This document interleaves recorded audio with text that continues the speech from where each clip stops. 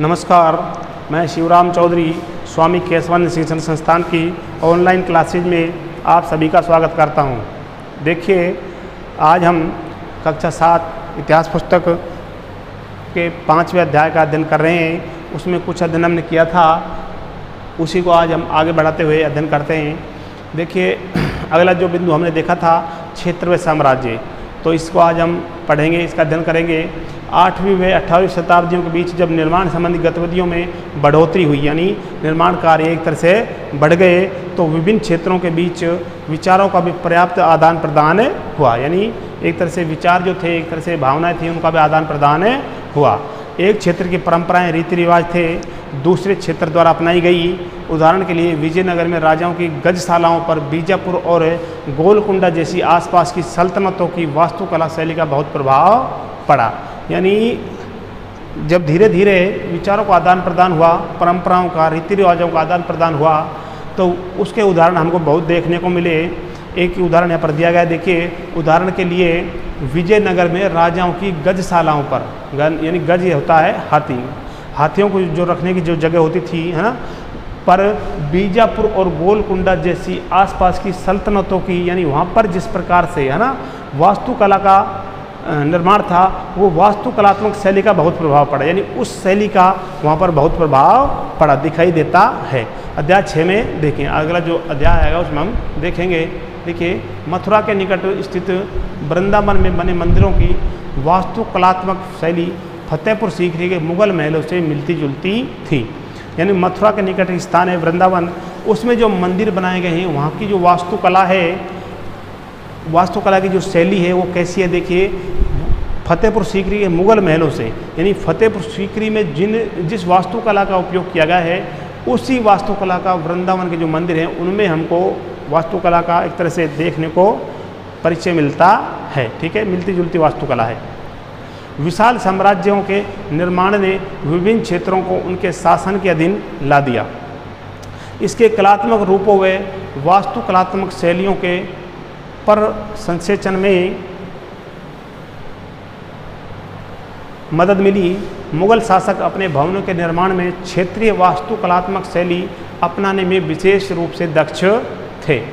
मुगल जो शासक थे वो क्या करते थे? अपने भवन के निर्माण में, जब वो भवन निर्माण करवाते थे, तो क्षेत्रीय वास्तुकला, जो उस क्षेत्र की जो वास्तुकला होती थी, इस तरह से निर्माण कार्य की, उस शैली को अपनाने में, यानी उसी शैली को अपनाने में विशेष रूप से दक्ष थे। यानी बहुत कलाकार, होशियार थे। उदाहरण के लिए बंगाल में स्थानीय शासकों ने छप्पर की झोंपड़ी के समान दिखने वाली छत का निर्माण करवाया।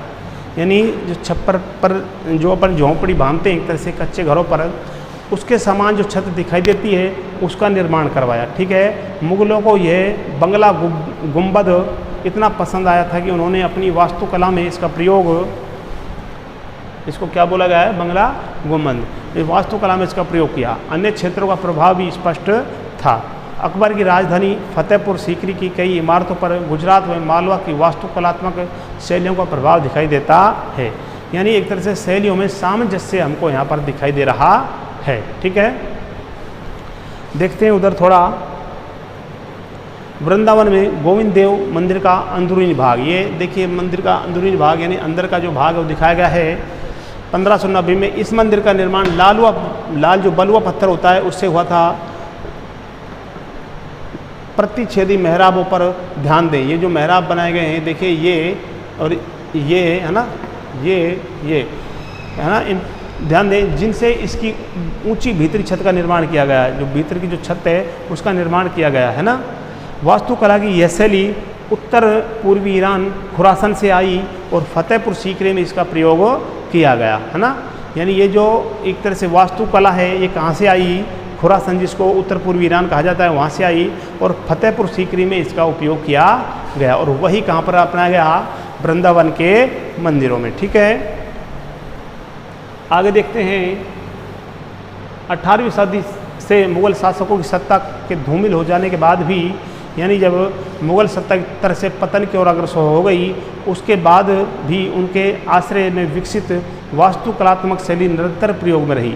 यानी एक तरह से उनकी सत्ता तो समाप्त हो गई, लेकिन उनके द्वारा जो वास्तु शैली थी, वास्तुकला थी जो अपनाई गई थी, है ना, वो वास्तु कलात्मक शैली निरंतर प्रयोग में रही, यानी उसको छोड़ा नहीं गया और उसको अन्य शासकों द्वारा उसका प्रयोग किया गया तथा अन्य शासकों ने जब भी स्वयं के राज्य स्थापित करने के प्रयास किए यह शैली अपनाई। ठीक है, यानी इस शैली का परित्याग इस तरह से नहीं किया गया। ठीक है,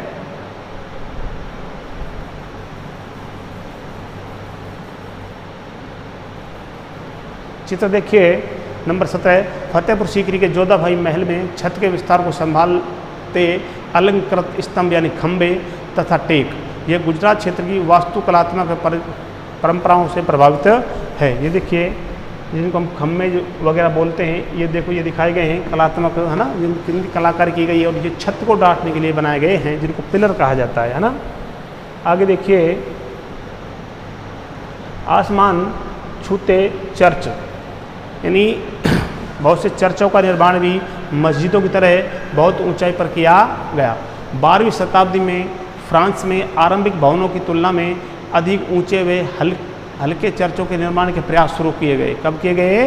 12वीं शताब्दी में। ठीक है, वास्तुकला की यह शैली क्या कहलाती है? गोथिक। क्या कहलाती है? गोथिक। गोथिक नाम से जानी जाती है। इस शैली की विशेषताएं हैं नुकीले ऊंचे मेहराब, यानी ऊपर से नुकीले और ऊंचे मेहराब। ठीक है, रंगीन कांच का प्रयोग जिसमें प्राय बाइबिल से लिए गए दृश्यों का चित्रण है तथा उड़ते हुए पुश्ते, दूर से ही देखने वाली ऊंची मीनारें और घंटी वाले बुर्ज बाद में चर्च से जुड़े। ठीक है, ये चर्च की यहाँ पर एक तरह से वास्तुकला है, निर्माण कला उसको बताया गया है।